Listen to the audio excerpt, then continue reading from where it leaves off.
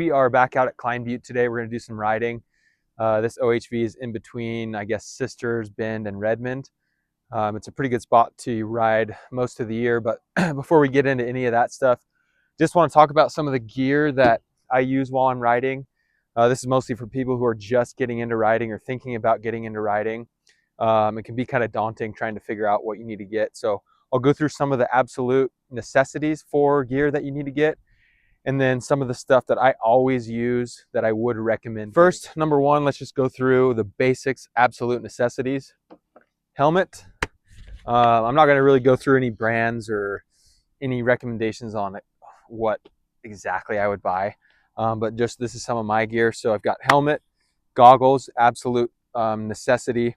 Obviously goggles for eye protection and helmet for head protection. You want to make sure you get a good quality helmet.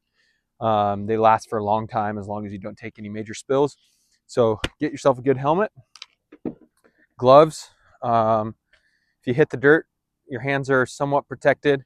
Any branches, debris helps protect your hands from just your grips. You know, you're riding all day, and it can obviously create some calluses and be kind of hard on your hands. So gloves for sure. Boots. Definitely recommend getting boots. So if you're just starting out, you don't want to break the bank, you can get something like this. These are just the Thor boots, MX boots. So you definitely want to get yourself a set of boots. And I mean, as far as absolute basic necessities, those are the things. Some of the other things that I use while I'm riding, we'll get into some of that. Jersey. Right now it's wintertime, so I mean, take that or leave it. I mostly wear those in the summer, so I mean, at least my arms and skin is protected, but you also get good ventilation. These have air vents on the sides, so that. Then in the wintertime, I usually just wear a sweatshirt or a light jacket. Pants, so some type of riding pant. A lot of these pants come with pads in the hips. Some of them have pads in the knees, and then they have air vents in the crotch, in the legs, and then they also have guards on the inside of your legs. So I mean, to help if you touch your leg on the pipe, or just, I mean, rubbing in general on the motorcycle. Knee pads, there's a couple different options here. These are some Fox hard solid knee pads. And then these are just some of the Klein Tools slip-on knee pads, which is what I wear most of the time, just to protect your knees from, I mean, branches, or if you do fall, then you definitely want to have those. Kidney belt, not everybody uses these. I like to use these. I have one kidney, so I like to protect that as much as possible. I was debating if I should put this on the absolute necessity. This is a chest protector. This is a Liat 5.5 Pro. It has the chest guard, side guards, rear guard, and then the shoulder pads. I've always worn a chest protector. I personally think it's necessary, especially if you're going to be riding a lot.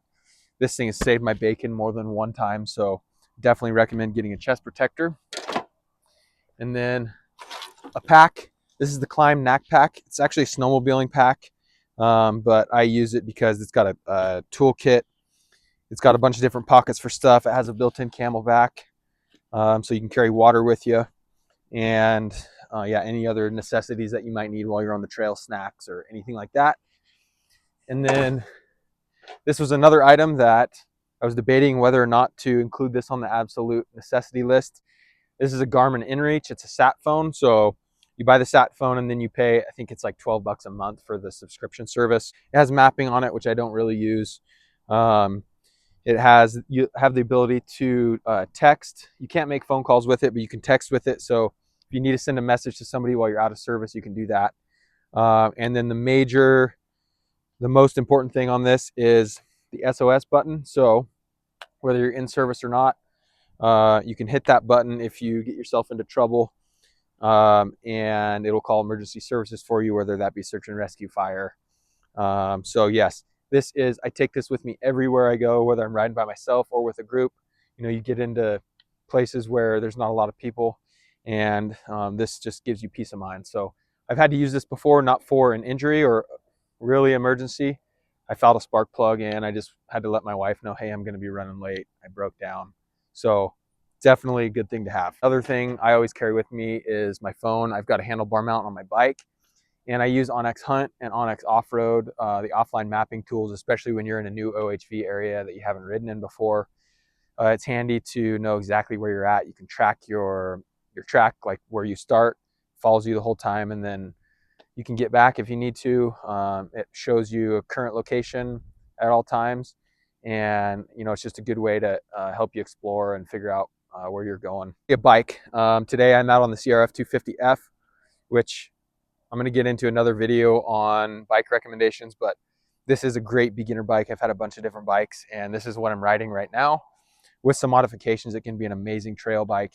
And so, yeah, but with these basic things, most of what you're going to be doing, this will cover it. There's obviously all different types of gear: elbow pads, shoulder pads, neck braces, a bunch of different stuff. But these are pretty much the basic necessities that I would recommend for any riding that you're going to be doing, at least off-road. I don't do much track riding, so I'm probably not the best person to give recommendations for that, but a lot of the gear is going to be the same, just different variations of each. And yeah, so thanks for watching, and let's get out there and ride.